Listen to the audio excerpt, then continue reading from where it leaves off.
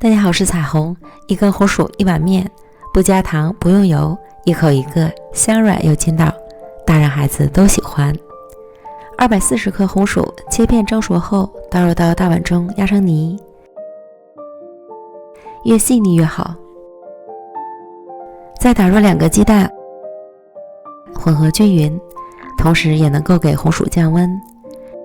然后再加入50克牛奶，280克到300克左右的面粉，3克酵母，混合均匀。由于红薯蒸熟后的含水量不同，所以面粉的用量也要酌情添加。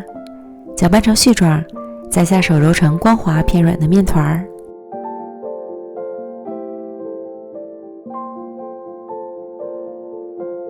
案板上多撒些面粉防粘。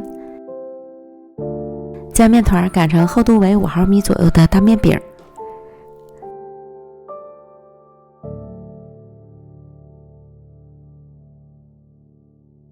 找个模具或杯子压出小圆饼，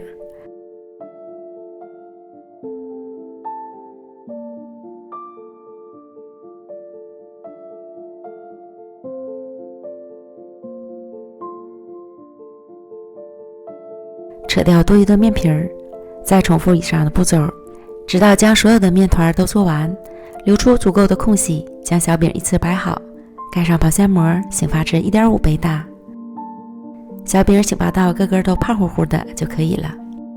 电饼撑开小火预热，无需刷油，直接放入小饼生坯，盖上盖子，煎2到3分钟左右。将小饼翻面，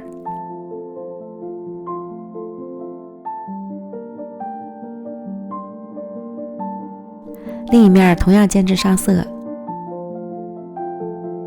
按压能快速回弹，就可以出锅了。